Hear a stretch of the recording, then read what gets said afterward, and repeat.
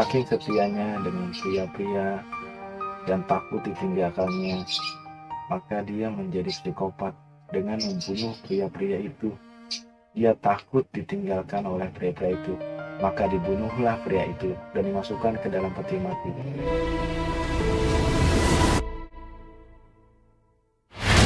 Halo gengs, terima kasih udah klik channel ini. Sebelum kita mulai cerita ini, sebaiknya kalian like nantinya, share, komen, dan jangan lupa di subscribe untuk videonya guys.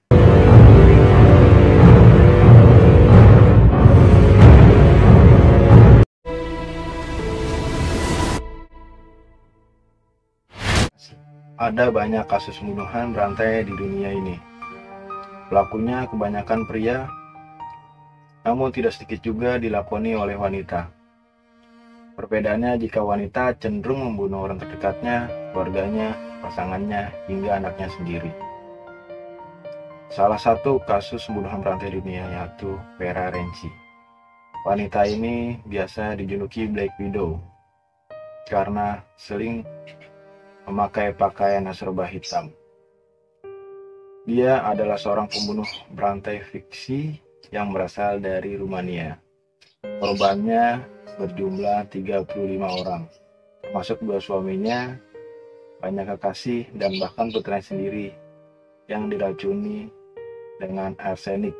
Renzi berasal dari Bucharest, Rumania, lahir pada tahun 1925. Vera dibesarkan dengan sangat mewah. Ia memiliki kehidupan yang mudah dan serta berkecukupan. Saat berumur 13 tahun, ibunya meninggal. Dan dia pindah bersama ayahnya ke Yugoslavia Utara, di mana dia bersekolah di sekolah asrama. Pada usia 15 tahun, Vera mulai tidak bisa dikekang. Ia menjadi semakin tidak terkendali dan sering melarikan diri dari rumah dengan banyak kekasihnya. Banyak diantaranya yang lebih tua darinya. Teman masa kecil menggambarkan sosok Vera sebagai seseorang yang memiliki keinginan untuk selalu berhubungan dengan pria dan memiliki sifat yang sangat mudah cemburu dan curiga. Saat berusia 20 tahun, Vera menikah dengan seorang bankir kaya berasal dari Austria yang bernama Karl dan memiliki seorang anak yang bernama Lorenzo. Vera ditinggalkan setiap hari di rumah oleh suaminya karena sibuk bekerja. Tetapi dia berpikir bahwa suaminya itu tidak setia dan berselingkuh. Pada suatu malam, dalam kemarahan karena cemburu, Vera mencampur wine suaminya pada saat makan malam dengan sebuah racun arsenik dan mulai memberitahu keluarganya, tetangganya, temannya bahwa suaminya telah meninggalkannya dan putranya. Setelah sekitar 1 tahun suaminya meninggal, ia kemudian menyatakan bahwa dia telah mendapat kabar bahwa suaminya meninggal karena kecelakaan mobil yang dilaluinya saat dia pulang bekerja. Tidak ada satupun orang yang mengetahui bahwa suaminya berada di ruang bawah tanah, terbujur kaku di dalam peti mati yang dimiliki oleh Vera.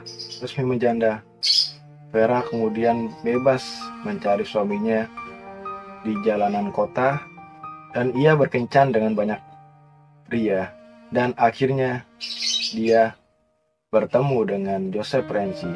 Lalu dia menikah dan Joseph menjadi suami terakhirnya. Namun pernikahan itu pernikahan yang sangat kacau. Lagi-lagi Vera menaruh curiga kepada suaminya bahwa suaminya tidak setia dan selingkuh darinya. Setelah beberapa bulan menikah, lagi-lagi pria itu menghilang. Dan Vera pun memberitahu keluarganya, temannya, bahkan tetangganya bahwa Renzi meninggalkannya. Padahal Joseph telah diracun dan lagi-lagi ditaruh di ruang bawah tanah di dalam rumahnya karena Vera tidak mau lelaki itu pergi meninggalkannya.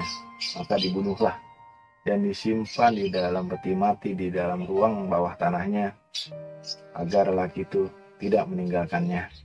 Pada suatu hari, Vera menghadiri sebuah pesta dan dia bertemu dengan seseorang laki-laki, seorang bangkir muda dan tampan.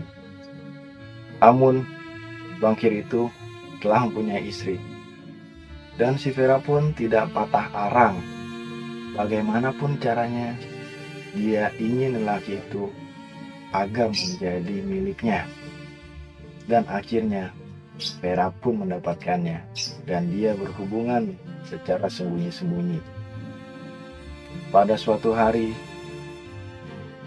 lelaki itu ingin menemui istrinya yang sedang hamil. Dan lelaki itu pun ingin mengakhiri hubungan gelapnya dengan Vera. Namun naasnya, hari itu menjadi hari terakhir dia bertemu dengan istrinya. Lelaki itu pun tewas di tangannya Vera dengan diberi racun arsenik. Lagi-lagi ditaruhnya lelaki itu di dalam ruang bawah tanah dan dimasukkan ke dalam peti mati. Dia menghabiskan beberapa tahun terakhir dengan mengencani dan tidur dengan berbagai pria. Pria itu berasal dari berbagai latar belakang dan sosial. Semua pria yang berkencan dengan si Vera itu semuanya akan menghilang dalam beberapa bulan, minggu, dan bahkan hanya beberapa hari setelah berkencan dan menjalin asmara dengan si Vera.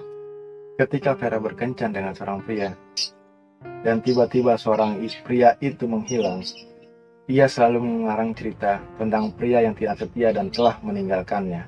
Istri dari salah satu kekasih Vera melapor bahwa suaminya telah menghilang dan tidak pernah pulang ke rumah. Setelah mengunjungi Vera, polisi dipanggil untuk menyelidiki kepergian suaminya itu. Desas-desus tentang orang-orang aneh yang hilang telah muncul selama beberapa hari. Tetapi banyak orang takut untuk mengambil tindakan terhadap jandanya itu dan semakin. Akhirnya muncul permintaan dari istri pria yang hilang tersebut agar polisi menggeledah gudang rumah Vera di sebuah titik rumah. Sebelumnya, Madam Vera tidak tahu bahwa dia telah dituduh oleh salah satu istri dari lelaki yang dibunuhnya. Mereka masuk ke dalam kastil si Vera itu dan mencoba masuk ke dalam ruang bawah tanah yang dimiliki Vera. Untuk sampai di sana, mereka harus melalui koridor batu berkubah dan harus menembus 3 pintu besi. Vera Renji mempunyai pelayan wanita tua di dalam sana. Pelayan tua itu melihat seorang polisi dan istri para suami yang hilang, dan wanita tua itu menahannya untuk masuk. Namun polisi itu langsung memborgol wanita tua tersebut di dalam ruang bawah tanah yang dimiliki oleh Vera.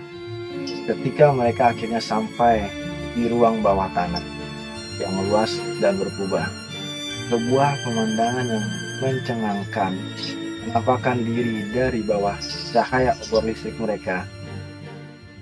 Diatur dengan rapi di sekitar ruang bawah tanah, tidak kurang dari 35 peti mati, semua berisi mayat laki-laki. Masing-masing dari peti mati itu bertuliskan nama dan usia mayat tersebut dalam berbagai tahap pembusukan. Renji akhirnya ditangkap dan dia dibawa ke tahanan polisi.